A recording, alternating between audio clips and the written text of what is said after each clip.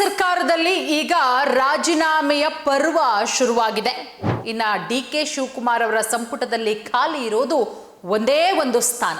ಅದು ಯಾರಿಗೆ ಕೊಡ್ತಾರೆ? ಯಾಕಂದ್ರೆ ಯಾವೊಬ್ಬ ಮಹಿಳಾ ಮಣಿಯರಿಗೂ ಕೂಡ ಸಚಿವ ಸ್ಥಾನವನ್ನ ಕೊಟ್ಟೇ ಇಲ್ಲ.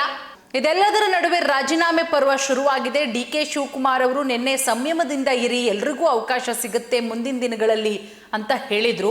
ಬಟ್ ಇವತ್ತು ಯಾರೇ ರಾಜೀನಾಮೆ ಕೊಟ್ಟರೂ ಕೂಡ ಅಂಗೀಕರಿಸ್ತೀನಿ ಒಂದೇ ನಿಮಿಷದಲ್ಲಿ, ನನಗೆ ಕಾಂಗ್ರೆಸ್ ಹೈಕಮಾಂಡ್ ಹೇಳಿದೆ ಅಂತನೂ ಕೂಡ ಹೇಳಿರೋದು.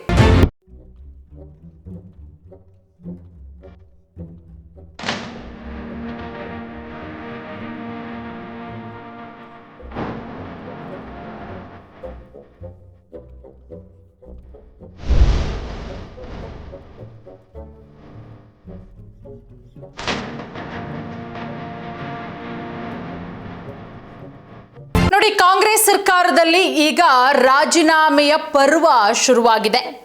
ಸಂಪುಟ ವಿಸ್ತರಣೆ ಆಯಿತು. ನಿನ್ನೆ 19 ಜನ ನೂತನ ಸಚಿವರುಗಳ ಪ್ರಮಾಣ ವಚನ ಆಯಿತು. ಇನ್ನು ಡಿ.ಕೆ. ಶಿವಕುಮಾರ್ ಅವರ ಸಂಪುಟದಲ್ಲಿ ಖಾಲಿ ಇರೋದು ಒಂದೇ ಒಂದು ಸ್ಥಾನ.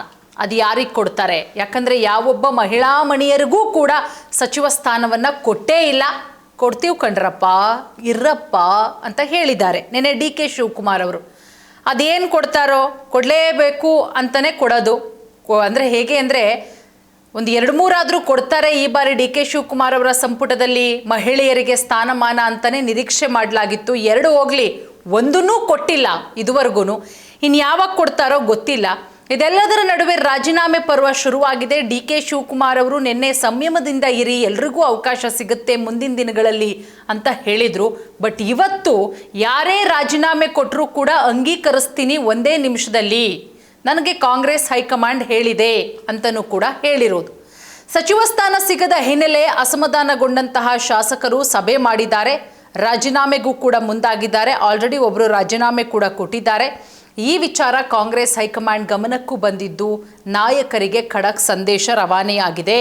ಯಾರೇ ರಾಜೀನಾಮೆ ಕೊಟ್ಟರೂ ಕೂಡ ಅಂಗೀಕರಿಸಿ ಅವರ ಮನವೊಲಿಸುವ ಪ್ರಯತ್ನವನ್ನ ಮಾಡಬೇಡಿ ಅಂತ ಹೇಳಿ ಡಿ.ಕೆ. ಶಿವಕುಮಾರ್ ಅವರಿಗೆ ಖಡಕ್ ಆದಂತಹ ಸೂಚನೆ ಕೊಟ್ಟಿರೋದು. ಮುಖ್ಯಮಂತ್ರಿ ಡಿ.ಕೆ. ಶಿವಕುಮಾರ್ ಅವರ ನೇತೃತ್ವದ ರಾಜ್ಯ ಸರ್ಕಾರ 2ನೇ ಹಂತದ ಸಂಪುಟ ವಿಸ್ತರಣೆಯ ಬಳಿಕ ರಾಜ್ಯ ಕಾಂಗ್ರೆಸ್ನಲ್ಲಿ ಬಂಡಾಯದ ಬಿರುಗಾಳಿ ಎದ್ದಿದೆ. ಸಚಿವ ಸ್ಥಾನ ಸಿಗದ ಹಿನ್ನೆಲೆ ಅಸಮಾಧಾನಗೊಂಡಿರುವಂತಹ ಶಾಸಕರು ಒಂದು ಕಡೆ ಸಭೆ ಮಾಡಿದ್ದಾರೆ. ಕೆಲವರು ರಾಜೀನಾಮೆ ಕೊಡೋದಕ್ಕೆ ಮುಂದಾಗಿದ್ದಾರೆ. ಈ ವಿಚಾರ ಕಾಂಗ್ರೆಸ್ ಹೈಕಮಾಂಡ್ ಗಮನಕ್ಕೂ ಬಂದಿದ್ದು ಈ ಬಗ್ಗೆ ಹೈಕಮಾಂಡ್ ನಾಯಕರು ಖಡಕ್ ಸಂದೇಶ ಕೊಟ್ಟಿದ್ದಾರೆ ಅನ್ನುವ ಮಾಹಿತಿ ಕೂಡ ಸಿಕ್ಕಿದೆ. ಅದಕ್ಕೆ ಪುಷ್ಟಿ ಕೊಡುವಂತೆ ಇವತ್ತು ಡಿ.ಕೆ. ಶಿವಕುಮಾರ್ ಅವರು ಹೇಳ್ತಾರೆ, ಯಾರೇ ರಾಜೀನಾಮೆ ಕೊಟ್ಟರೂ ಕೂಡ ಒಂದೇ ನಿಮಿಷದಲ್ಲೇ ಅಕ್ಸೆಪ್ಟ್ ಮಾಡ್ತೀನಿ, ನಾನು ಕೊಡೋರು ಕೊಡ್ಲಿ, ನಮಗೇನು ನಷ್ಟ ಇಲ್ಲ ಅನ್ನೋ ಮಾತನ್ನು ಕೂಡ ಹೇಳಿದ್ದಾರೆ.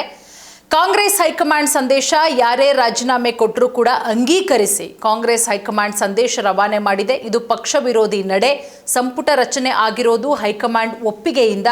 ಇದು ಕೇವಲ ಮುಖ್ಯಮಂತ್ರಿ ಹೊಣೆಗಾರಿಕೆ ಅಲ್ಲ. ಹೈಕಮಾಂಡ್ ಸ್ಪಷ್ಟ ಸಂದೇಶ ಕೊಟ್ಟಿರೋದು. ಈಗ ಆಲ್ರೆಡಿ ಕಾಂಗ್ರೆಸ್ನಲ್ಲಿ ಅಸಮಾಧಾನ ಸ್ಫೋಟ ಆಗಿದೆ. ಮುಖ್ಯಮಂತ್ರಿ ಡಿ.ಕೆ. ಶಿವಕುಮಾರ್ ಅವರ ನೇತೃತ್ವದ ಸಚಿವ ಸಂಪುಟ ವಿಸ್ತರಣೆಯ ಬಳಿಕ ಅಸಮಾಧಾನ ಸ್ಫೋಟಗೊಂಡಿದೆ. ಮುಂಬರುವ ದಿನಗಳಲ್ಲಿ ಈ ಬಿಸಿ ಮತ್ತಷ್ಟು ಹೆಚ್ಚಾಗುವ ಸಾಧ್ಯತೆಗಳು ಕೂಡ ಇದೆ. ಆಲ್ರೆಡಿ ಇಂಡಿ ಶಾಸಕರು ರಾಜೀನಾಮೆ ಕೊಟ್ಟಿದ್ದಾರೆ. ವಿಜಯಪುರ ಜಿಲ್ಲೆಯ ಇಂಡಿ ಕ್ಷೇತ್ರದ ಶಾಸಕ ಯಶವಂತ ರಾಯಗೌಡ ವಿ ಪಾಟೀಲ್ ಸಚಿವ ಸ್ಥಾನ ಕೈತಪ್ಪಿರೋದಕ್ಕೆ ತೀವ್ರ ಬೇಸರ ವ್ಯಕ್ತಪಡಿಸಿ ನಿನ್ನೆನೇ ರಾಜೀನಾಮೆ ಸಲ್ಲಿಸಿದ್ದಾರೆ. ಪ್ರಾಮಾಣಿಕರು, ಪಕ್ಷದ ನಿಷ್ಠಾವಂತರಿಗೆ ಇದು ಕಾಲ ಅಲ್ಲ ಅಂತ ಹೇಳಿಬಿಟ್ಟು ಯಶವಂತ ರಾಯಗೌಡ ವಿ ಪಾಟೀಲ್ ಅವರು ಬೇಸರವನ್ನು ಕೂಡ ವ್ಯಕ್ತಪಡಿಸಿದ್ದಾರೆ. ಕೋಲಾರ ಶಾಸಕ ಕೆಂಡಾಮಂಡಲ, ಕೋಲಾರದ ಬಂಗಾರಪೇಟೆ ಶಾಸಕ ಎಸ್.ಎನ್. ನಾರಾಯಣಸ್ವಾಮಿ ಸಚಿವ ಸ್ಥಾನ ಕೈತಪ್ಪಿರೋದಕ್ಕೆ ಅವರ ಬೆಂಬಲಿಗರು ತೀವ್ರ ಆಕ್ರೋಶ ವ್ಯಕ್ತಪಡಿಸಿದ್ದಾರೆ. ಅವರ ಬೆಂಬಲಿಗ ಹರೀಶ್ ಬ್ಲಾಕ್ ಕಾಂಗ್ರೆಸ್ ಅಧ್ಯಕ್ಷ ಸ್ಥಾನಕ್ಕೆ ರಾಜೀನಾಮೆ ಕೊಟ್ಟಿದ್ದಾರೆ. ಸಚಿವ ಸ್ಥಾನ ಕೈತಪ್ತಾ ಇದ್ದಂತೆ ಕೆ.ಎಚ್. ಮುನಿಯಪ್ಪ ಅವರ ವಿರುದ್ಧವೂ ನಾರಾಯಣಸ್ವಾಮಿ ಅಸಮಾಧಾನ ವ್ಯಕ್ತಪಡಿಸಿದ್ದು, ಇದರ ಪರಿಣಾಮವನ್ನು ಮುಂದಿನ ದಿನಗಳಲ್ಲಿ ಎದುರಿಸಬೇಕಾಗತ್ತೆ ಅಂತ ಎಚ್ಚರಿಕೆ ಕೂಡ ಕೊಟ್ಟಿದ್ದಾರೆ. ಮಾಲೂರು ಶಾಸಕ ಕೆ.ವೈ. ನಂಜೇಗೌಡ ಕೂಡ ಸಚಿವ ಸ್ಥಾನ ಸಿಗದಿರೋದಕ್ಕೆ ಅಸಮಾಧಾನ ಹೊರಹಾಕಿದ್ದಾರೆ. ಮತ್ತೊಂದು ಕಡೆ ಭದ್ರಾವತಿ ಶಾಸಕರಾದಂತಹ ಬಿ.ಕೆ. ಸಂಗಮೇಶ್, ದಾವಣಗೆರೆ ಜಿಲ್ಲೆಯ ಹೊನ್ನಾಳಿ ಕ್ಷೇತ್ರದ ಹಿರಿಯ ಶಾಸಕ ಡಿ.ಜಿ. ಶಾಂತನಗೌಡ, ಬೇಳೂರು ಗೋಪಾಲಕೃಷ್ಣ ಹೇಗೆ ಅನೇಕ ಶಾಸಕರು ಕೈ ನಾಯಕರ ವಿರುದ್ಧ ಅಸಮಾಧಾನಗೊಂಡಿದ್ದಾರೆ. ಅಸಮಾಧಾನಗೊಂಡವರನ್ನ ಯಾವ ರೀತಿ ಕಾಂಗ್ರೆಸ್ ಶಮನ ಮಾಡುತ್ತೆ ಅಥವಾ ಇನ್ನೊಂದಿಷ್ಟು ರಾಜೀನಾಮೆಗಳು ಹೆಚ್ಚಾಗತ್ತಾ? ಏನಾಗಬಹುದು ಮುಂದಿನ ದಿನಗಳಲ್ಲಿ? ಕಾದು ನೋಡೋಣ.